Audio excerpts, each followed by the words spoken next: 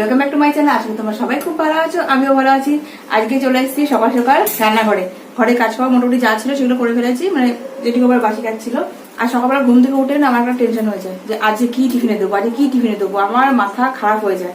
আগে যখন কোনো টিফিন নিতে না তখন না আপনার তো চলো ঠিক আছে, সবকিছু ঠিকঠাক চলছে। দেখা যাও টিফিন নিচ্ছে না, এত লেট করে রান্না হয়, তার মধ্যে মানে খুব তাড়াতাড়ি লেগে যায়, তো খুব প্রবলেম হয়ে যায়। আর সকালবেলায় ঘুম থেকে তোজোকে যেদিনকে আমি সকাল সকাল তুলে দিই সেদিনকে যেন আমার তার আরো দেরি হয়ে যায়। আর সকালবেলায় ওকে 7টার সময় ঘুম থেকে তুলে দিয়েছি, আমি আগে লেট করে ঘুম থেকে উঠেছি, মানে টের পাইনি। কি বলতো, একটু ঠান্ডা ঠান্ডা ওয়েদার ছিল তো, সেই জন্য মানে 7টা বেজে গেছে ঘুম থেকে উঠতে। নর্মালি আমি 6টা 5 10 এর মধ্যে ঘুম থেকে উঠে পড়ি, কিন্তু আজ 7টা বেজে গেছে। 7টা যেই দেখেছি 7টা বাজে ঘড়িতে, তোজোকেও তুলে দিয়েছি। তোজো উঠে পড়েছে, কিন্তু উঠে পড়ে কি ও যেই উঠে পড়বে না, ওর পেছনে সারাক্ষণ আমার মানে পড়ে থাকতে হবে। এই ব্রাশ করো, এই এক্সারসাইজ করো, এগুলো তো রোজ কারো রুটিন, তবুও ওকে আমাকে বলে বলে এখন পর্যন্ত করাতে হয়। জানি না ও কবে থেকে মানে নিজে থেকে কবে করবে। আর আজকে আমি কি করবো বলতো, আজকে ফ্রিজ থেকে পটল বের করে নিয়েছি, অনেকগুলো পটল আছে, পটল বের করেছি। আজকে একটা নিরামিষ পটলের তরকারি করবো। আজকে যদিও নিরামিষ খাওয়ার দিন না, মানে আমিষ খেতেই পারি আমরা, কিন্তু তবু আজকে নিরামিষ পটলের তরকারি করবো, কারণ ওইটা ভীষণ ভীষণ টেস্টি লাগে আমার মানে সবারই, ঘরের সবার। পটল ভালো খায়, মাও ভালো খায়, তো ভাবলাম চলো আজকে এই নিরামিষ পটলের তরকারি তোমার সাথে করবো। প্যাকেটে ছিল তো তাই খ্যাচ খ্যাচ করে আওয়াজ হচ্ছে। তো নিরামিষ পটলের তরকারিটা করবো, তার আগে দুধটাও বসিয়ে দিলাম। তোজোকে দুধটা দিয়ে কর্নফ্লেক্স দিয়ে দেবো, কারণ এখন তরকারি করে করতে গেলে না অনেক লেট হয়ে যাবে। ও উঠেছে 7টার সময়, ধরো এখন প্রায় তোমার 8:30 বেজে গেছে। তো সেই জন্য আমি দেখলাম যে আগে দুধ কর্নফ্লেক্স দিয়ে দিই, ও খেয়ে নিই, আর দুধটা গরম হতে হতে আমি পটলটা ছাড়িয়ে নিই, ঠিক আছে?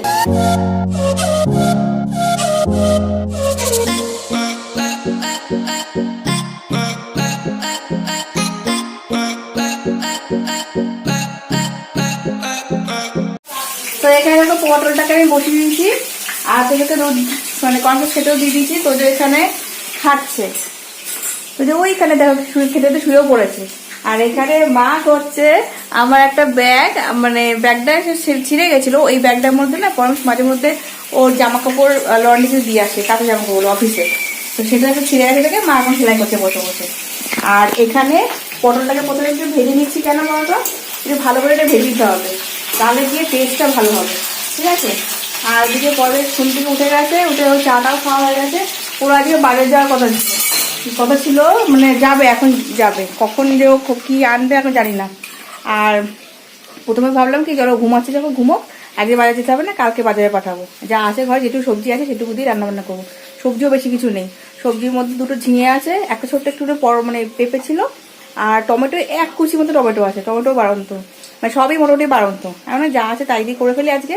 এই অবেলা করে যদি মাছ আনবে, তারপরে মাছের ঝোল ভাত কিছু করতে গেলে অনেক দেরি হয়ে যাবে। ওই জন্য ভেবেছিলাম যে ঠিক আছে আজকে পাঠাবো না বাজারে, কিন্তু ঘুম থেকে উঠে বলছে কি আনতে হবে বাজারে, তার মানে ও বাজারে যাবে আজকে। দেখি ওকে বলে দেখি, যদি রাজি হয় তো ভালো, নাহলে কালকে পাঠাবো, মানে কালকে যাওয়ার জন্য যদি রাজি হয় তাহলে ভালোই হবে। তাহলে আজকে যা আছে ঘরে যেটুকু আছে ওইটুকু দিয়ে কারি মিশিয়ে একটা রান্নাবান্না করে দেবো। আর কি বলতো, সকালবেলায় ঘুম থেকে উঠে না মানে খিদে পেয়ে গেছে, ঘুম থেকে উঠেও পর না, মানে একটু খিদে পেয়ে গেছে। তো তরকারিটা হবে, রুটি হবে, তারপর তো খাবো না। তো তার জন্য আমি বাটির মধ্যে করে একটু শুকনো মুড়ি নিয়ে নিয়েছিলাম, শুকনো মুড়ি করা কি বলছিলাম, কারণ ডাক্তার বলছিল যে বেশি খালি পেট থাকবে না, বেশি খালি পেট থাকবে না তোমার শরীর স্বাস্থ্যটা বেশি মাত্রায় হবে। তো সেই জন্য মাঝে একটু শুকনো মুড়ি একটু চা খেতে পারো, চা তো আমি খাই না, শুকনো মুড়ি আবার চিনি নিলাম, একটু পরে জল খেয়ে নেবো, তাহলে আর পেটটা খালি থাকবে না। আর চলো তোমাদেরকে নিরামিষ আলু পটল তরকারিটা কীভাবে করি, খুবই টেস্টি মতন হয়, কোনো একসময় করে দেখো, ভীষণ ভালো লাগবে। চলো তোমাদেরকে দেখি, ঠিক আছে? মাঝে মাঝে দেখিয়ে দিতে মনে হবে না, বন্ধ আছে বলো, হ্যাঁ সব বন্ধ, সব বন্ধ, বাজার বন্ধ করছে, বাজার কালকে থেকে সব খুলে গেছে। দেবো কত দিচ্ছি, 110 টাকা, 100 গ্রাম 20 টাকা। পর্বে যদি বাজার যেত না, কি করতে বলতো, মাছ ফাছ নিয়ে আসতো, অনেক দেরি হয়ে যেত। তাই ভাবলাম চলো বাড়ির উপরে যখন সবজি পেয়ে গেলাম, বাড়ির প্রতি সবজি নিলাম। আর দেখো এই করে সবজি, ওখানে কি কি সবজি আছে বলতো, টমেটো আছে, কুমড়ো আছে, বাঁধাকপি আছে, একটা চাল কুমড়ো, আর একটুখানি উচ্ছে, আর কটা মানে কচু নিয়েছি। তাই দাম নিয়েছে 170 টাকা। আর কি বলতো, এত সবজির দাম না, বলছি বৃষ্টির জন্য এত সবজির দাম হয়েছে, চারদিকে বৃষ্টি হচ্ছে প্রচন্ড পরিমাণে, আর সবজির দামও বেরিয়েছে। আর লঙ্কা যেখানে 10 টাকা সব আমি সারা বছর দেখে আসি কলকাতা, মানে যে ক বছর আমি কলকাতায় আছি তবে থেকে আমি দেখি লঙ্কা 10 টাকা নিচে নামে না, 10 টাকা সব মানে 100 টাকা কেজি সারা সবসময়। খুব কচিতে হয়তো 8 টাকা, খুব কচিতে, সেটা খুব কম সময়ের জন্য আমি দেখেছি। কিন্তু আজকে বলছে লঙ্কা 200 টাকা কেজি, 20 টাকা সব। আমার তো শুনেই মাথায় হাত, যে কটা লঙ্কা আমার বাইরে ছিল সঙ্গে সঙ্গে ফ্রিজে ঢুকে দিয়ে আসলাম। লঙ্কা তো পেস্ট আমি করে নিয়েছিলাম, মানে সব হয় না ফোড়নে দেওয়ার জন্য, 2-1 ডালে দেওয়ার জন্য লাগে, তো সেই কটা বাঁচিয়ে রেখেছি, সে কটা সঙ্গে সঙ্গে ফ্রিজে রাখলাম ওই লঙ্কার দাম শুনে। আর আমার এখানে দেখো পটল ভাজা হয়ে গেছে, ওখানে বসে চাটা ফুটছে দেখে আমি করতে পারছি না। আর আলুটা না আমি সেদ্ধ দিয়েছিলাম খোসাটাকেও ছাড়িয়ে নিয়েছি। এবার চলো ফরওয়ার্ড করে তোমাদেরকে আমি রান্নাটা দেখিয়ে দিয়ে তারপরে বাকি কথা বলবো, কারণ এখন আর কোনো কথা বলার টাইম হবে না। এখন আগে এটা করে নিই, রুটি হবে, তোদের তো খাওয়া হয়ে গেছে, ঠিক আছে? তারপরে তোমার সাথে এবারে বসে রয়ে শুয়ে কথা বলবো। তো পটল তো আমার আগেই ভাজা হয়ে গেছে, ওই তেলে এবার আলুগুলোকে একটু ভেজে নিচ্ছি। আলুগুলোকে ভাজলে কি একটু খেতে টেস্ট লাগবেই আর কি। তো ওই তেলের মধ্যে দেখো একটুখানি অল্প একটু সর্ষে তেল দিয়েছিলাম, তারপর দিলাম একটুখানি ঘি, দিলাম 2টো তেজপাতা, দিলাম একটু জিরে ফোড়ন। আর কারেন্টটা ছিল না, তো কারেন্ট আসলো, তাই এখন একটু পরিষ্কার লাগছে।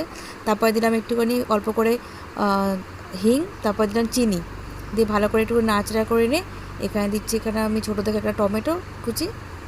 তো টমেটোটাকে ভালো করে নরম হয়ে যাওয়া গেলে আমি এখানে দিচ্ছি কাঁচা লঙ্কা পেস্ট, তারপরে দেবো আদা পেস্ট, দেবো একটুখানি জিরে গুঁড়ো, হলুদ গুঁড়ো, লবণ, আর দেবো গরম মশলা। ব্যাস, এইগুলো দিয়ে মশলা খুব ভালো করে একটুখানি কষিয়ে নেওয়ার পর কিন্তু আমি যে ভেজে রাখা আলু পটলগুলো আছে সেগুলো আমি এর মধ্যে দিয়ে দেবো। তো দেখো এক এক করে সব মশলাগুলো পড়ে গেছে এখানে। তো লাস্টে চিনি লবণ দিলাম, মশলা ভালো কষিয়ে নিচ্ছি। কষিয়ে নেওয়ার পর এখানে আমি আলু পটলগুলোকে দিয়ে দেবো ভেজে রাখা। দিয়ে আলু পটল দেওয়ার পর খুব ভালো করে মশলা দিয়ে এটাকে কষিয়ে নেবো। কষিয়ে দেওয়ার পর আমি উষ্ণ জল গরম করে এর মধ্যে ঢেলে দিচ্ছি। তো জলটা যতটা দিচ্ছি ততটা কিন্তু থাকবে না, মানে ঝোল হবে না, একটু গ্রেভি রাখবো। আর যাতে একটু পটলগুলো নরম তো হয়ে গেছে, যাতে মশলাগুলো একটু ভালো মতো ভেতরে ঢুকে যায়, সেই জন্য একটুখানি জলটা দিলাম। এটা টেনে যাবে জলটা, দেখো কতটা টেনে গেছে। তো এবার আমি নামিয়ে নেব। চেখে দেখেছি সব কিছু ঠিকঠাক আছে, তো আমার আলু পটলের তরকারি রেডি। তোমরা কখনো ট্রাই করে দেখো, তোমাদেরও নিশ্চয়ই ভালো লাগবে। আর করলে নিশ্চয়ই আমাকে কমেন্ট করে জানাবে। এটা টেস্টি হয়েছে। আমার ভুল ধরাতে পারে না, আমার ছেলেরা কিছু চাই না। রুটিনে একটুখানি ছিল, আর ওর ইংলিশ ছিল, ম্যাথ ছিল, বাংলা ছিল। আমি ভুল করে বলে দিচ্ছি যে ইভিএস আছে। হ্যাঁ ইভিএস আছে, তুমি লিখেছো, কত রকম কথা। আজকালকার বাচ্চাদের কি বলতো, একটা মায়ের ভুল হলেই হলো। অবশ্য আমিও করি, আমাকে দেখে আমার ছেলে শিখছে। এ দেখো একটা ক্লাস হলো কিনা হলো, দেখো রেস্ট নিতে বসে পড়েছে, দেখো শুয়ে পড়েছে। আর ওখানে মা সকালবেলা খাওয়া খাচ্ছে। আজ খেতে খেতে লেট হয়ে গেল। রান্না তো হয়ে গেছিলো, প্রবেশকে দিয়ে তারপর ওকে পাঠিয়ে তারপরে আমরা খাই, তো একটু লেট হয়ে গেল। আজ আলু পটল তরকারিটা কেমন আছে মা? কেমন হয়েছে বলো? আজকে ঝাল হয়েছে কেন বলতো? লঙ্কা দিয়েছি অল্প, লঙ্কাগুলো প্রচন্ড ঝাল। যখন পরশ নিয়েছিল না বলছিল ওগুলো নাকি বেলডাঙার লঙ্কা এমনি খুব ঝাল হয়। আর আমি আজকে লঙ্কা প্রত্যেকদিনে ঝাল হচ্ছে দেখে না, আমি আজকে অল্প একটুখানি লঙ্কা দিয়েছি, কাঁচা লঙ্কা পেস্ট অল্প দিয়েছি, আবার আদা পেস্ট অল্প দিয়েছি। তারপরেও মুখে দিয়ে দেখছি ঝাল হয়ে গেছে। তাও তো আমি মানে ইয়ের সময় চিনি দিয়েছিলাম, মিশি লাগছে একটুখানি, ভালো লাগছে খেতে। অন্যদিন না এই আলু পটলের তরকারিটা আরেকটু শুকনো করি, আজকে খুব একটা শুকনো করলাম না।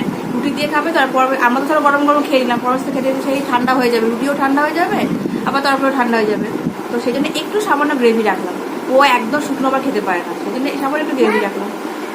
আর তোমাদেরকে একটা কথা বলি, আমি না কদিন ধরে মানে বলবো করে আর বলা হয়নি, যে বসেই বলি উঠে না, যে আমার মা একটা না নতুন মানে একটা অদ্ভুত উপায় বের করে দিয়েছে মশা তাড়ানোর, না বল?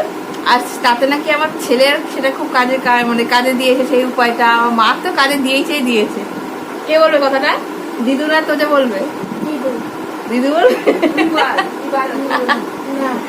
তো কে বলবে? চলো ওরা বলবে না, ও বলবে দিদু, তোজো বলুক তো বলুক, আর তোজো বলো দিদু বলুক। আমি বলে দিই মশা দাঁড়ানোর উপায় কি বলতো, যে মশা দেখো অনেক সময় কি হয়, গুড নাইট দিলেও তো মশা যায় না, তবুও মশাটা কামড়ায়। তো এবার ধর আমার একটাই মশাটা এইভাবে টানানো হয়, ওইভাবে টানানো হয় না, ওগুলো তো গুড নাইট দিয়ে দেওয়া হয়, ফ্যান চলে, পর্দাগুলো টানা থাকে। তাও মাঝে মধ্যে দেখবে অনেক সময় হয় না, কোনো কারণে মশা থাকে, রাতের দিকে মশা কামড়ায়, তখন সেই মশা তাড়ানোর উপায় একটা ভালো উপায় নাকি, খুব কার্যকর উপায়, সেটা আমি যদি এখন অ্যাপ্লাই করিনি, মা অ্যাপ্লাই করেছে, তো যে অ্যাপ্লাই করেছে, সেটা হচ্ছে সুতল আছে, যে সুথল, যেটা আমরা জলের মধ্যে দিয়ে স্নান করার সময় দিই বা এমনি হাতের মধ্যে লাগাই, অ্যান্টিসেপ্টিকের কাজ করে সুতল বোরোলিনে।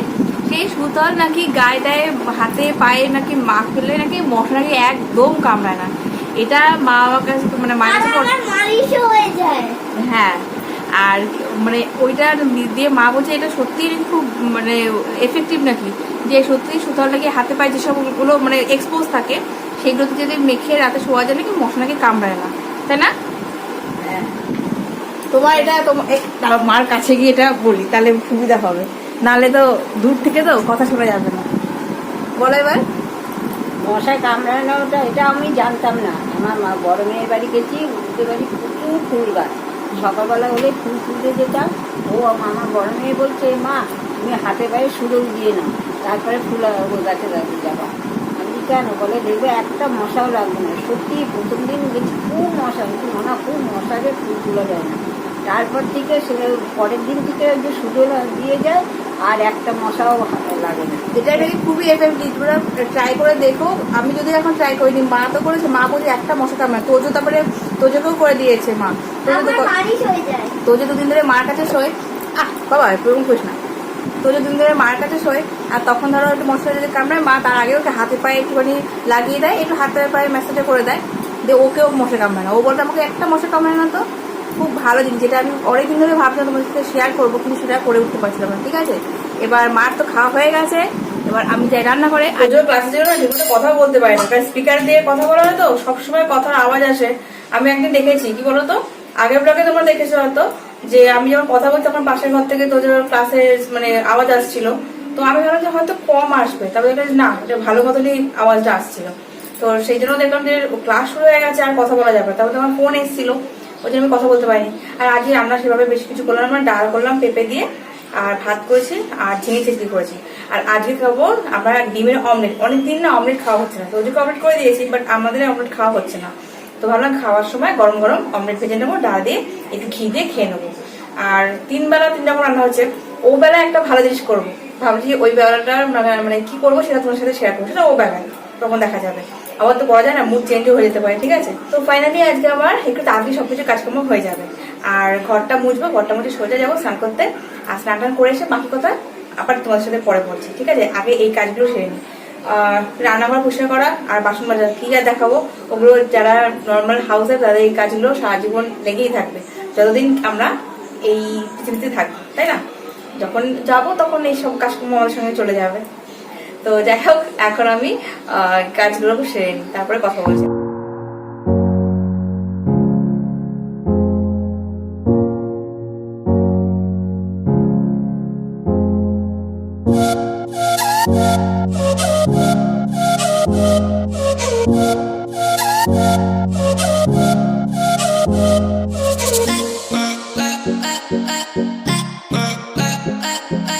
Good evening. আজ না অনেকদিন পর আমি নিজের জন্য চা করলাম। চা তো রোজই করি, সকাল সন্ধ্যায় সবসময় চা করতেই হয় হাজব্যান্ডের জন্য, ছেলের জন্য তো মা করে দেয় সন্ধ্যাবেলায়। আজকে ভাবলাম চলো, ওদের একটু ঠান্ডা ঠান্ডা আছে, বৃষ্টি যদিও হয়নি, কিন্তু সকাল থেকে সারাদিন একটু মেঘলা মেঘলা করে কাটিয়ে দিল। হালকা একটু রোদ উঠেছিল ঠিকই, তো ধর চলো আজ একটু চাই খাই। আপুর জন্য খিদে পেয়েছি, আমি কেন জানি না, আমার না খালি খিদে পায় খিদে পেতে, মানে খিদেটা সহ্য করতেই পারি না। আর যখনই খিদে পায় তখন এরকম মুড়ি নিয়ে বসে পড়ি, মুটি বলছি। তো আজকে মুড়ির বাটিটা একটু বড় নিয়েছি, কারণ খিদেটা একটু বেশি পেয়েছি। তো ভাবলাম চলো শুকনো মুড়ি চিবাই।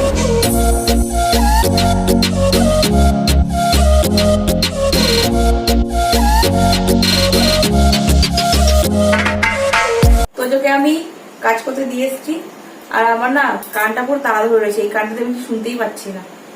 আর একটু আগে না জাস্ট আবার আমার সেই যখন শরীর খারাপ হয়েছিল, মানে প্রায় এর আগে 2 বার অলরেডি হয়ে গেছে, তো সেরকম একটু ফিলিংসটা এসেছিল। তো একটু ভয় পাচ্ছিলাম, তখন পরে ছিল না, এখন পরে সাথে চলে এসছে। চা অলরেডি বসিয়ে দিয়েছি ও আসার আগেই। আর রাতে করছি আজকে কি বলে, ভুলেই যাই থেকে থেকে। রাতে করছি আজকে আমি আলুর পরোটা। তো আলুটা তো সেদ্ধ করতে দিয়েছিলাম সন্ধ্যাবেলায়, মা আলুটাকে চটকে দিয়েছি। এতখানি আলু যদিও লাগবে না আমাদের মা মেয়ে, কারণ পরোটা তৈরি খাবে ভাত, তো ওদের জন্য আলু সেদ্ধ লাল লঙ্কা দিয়ে মাখাবো, আর বাকিটুকুনি মানে যেটুকুনি লাগবে আমাদের সেটুকুনিটাকে পুর বানাবো। আর তার জন্য আমি 2টো পেঁয়াজ, এই যে দুটো পেঁয়াজ এরকম করে লম্বা লম্বা পাতলা পাতলা করে কেটে নিয়েছি, ঠিক আছে? এরকম পাতলা পাতলা করে লম্বা লম্বা কেটে নিয়েছি। এবার চলো পুরটা বানাবো। আলু পরোটা তো নর্মাল একদম সিম্পল, পুরটা হচ্ছে মেন। তো পুরটা আমি একটু বেশ রসে টসে একটু বানাই, যেটা খুব টেস্টি লাগে। কারণ আলু পরোটার সাথে আমি আর কিছু নিই না, জাস্ট একটুখানি সস নিই, টমেটো সস হয়, সেই সস দিয়ে আমরা আলু পরোটা খাই। তো ওই জন্য পুরটাকে একটু খুব ভালোভাবে স্পাইসি রেপে করি, একটু পেঁয়াজ দিয়ে রসুন দিয়ে ঝাল ঝাল একটু হালকা ঝাল ঝাল করে এরকম করে একটু বানাই, ঠিক আছে? তো পুরটা করার জন্য প্রথমে আমি কড়াইয়ের মধ্যে দিচ্ছি সরষের তেল। তেলটা গরম হয়ে গেলে যে পেঁয়াজ দুটো আমি কেটে রেখেছিলাম সেই পেঁয়াজটা আমি এখানে ভাজা করে নেব। তো একটু ব্রাউন হয়ে গেলে আমি এক এক করে মশলাগুলো এখানে দেবো। তা এর মধ্যে আমি 3 কোয়া মতো রসুন দিয়েছি, যাতে টেস্টটা একটু ভালো হয়। তো দেখো পেঁয়াজটা মোটামুটি ব্রাউন কালার হয়ে গেছে। এরপরে আমি এখানে দেবো একটু কাঁচা লঙ্কা পেস্ট, আর দেখো রসুনটা কুচি নেবে থেতো করে দিয়ে দিয়েছি ওটা। এরপর দিচ্ছি কাঁচা লঙ্কা পেস্ট, নুন, হলুদ, জিরে গুঁড়ো, ব্যাস এইটুকুনি দিচ্ছি, আর কিছু দেবো না। আর এটা ভালো করে একটু মানে মশলাটাকে কষিয়ে নিয়ে আমি যে সেদ্ধ করে রেখেছিলাম আলুটা ওটা দিয়ে দেবো, দিয়ে ভালো করে এটাকে নাড়বো যাতে মশলাটা আর সেদ্ধটার মধ্যে পুরোপুরিভাবে মিশে যায়।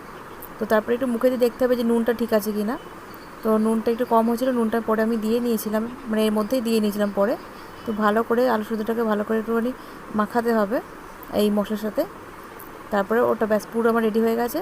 এবার দেখো, আর পরোটাটা করছি আমি এখানে আটা দিয়ে। নর্মালি ময়দা দিয়ে আলু পরোটা করে থাকি, কিন্তু ময়দা যেহেতু আমার বাড়ন্ত হয়ে গেছে তো আটা দিয়েই করছি। তো আটাটাকে মেখে নিয়ে একটুখানি গুলি করে নিয়ে প্রথমে দেখো আমি তেল দিয়ে একটুখানি বেলে নিলাম। এরপর আমি একটুখানি গোল করে নেব পুরটা, দেবে ভালো করে আমি এটাকে মুখটা আটকে দেবো। মোমো যেমন করে সেরকম করে, মোমোর মতন হবে না, জাস্ট মুখটা একটু ভালো করে আটকে দেবো যাতে পুরটা বেলার সময় বেরিয়ে না যায়। এইভাবে একটুখানি মুড়িয়ে দিচ্ছি, মুড়িয়ে দিয়ে ভালো করে তেল দিয়ে বেলবো। যা তেল দেওয়ার কিন্তু মানে পরোটা মানে বেলার সময় তেল দেবো, আমি কিন্তু পরোটা শেখার সময় একটুও তেল দেবো না, মানে একটু শেখা শেখা টাইপের পরোটাটা হবে। তো এইভাবে আমি বাকি পরোটাগুলোকেও বেলে নেবো আর তার মধ্যে পুরটা দিয়ে ভরে নেবো। ব্যাস করবো মোট 6টা পরোটা। দেখো কেমন ফুলে গেছে, করে তো হয়ে ফুলেছে। এই আলু পরোটা আমি তেল দিয়ে মেরেছি তো, আর তেলটা দিয়ে দুবার করে মানে একবার তেল দিয়ে একটু পুরোটা বেড়েছে, ওই জন্য তেল আলাদা করে দিলাম। ব্যাস এখন সেনা সেনা আলু পরোটা দেখো ফুলেছে কেমন।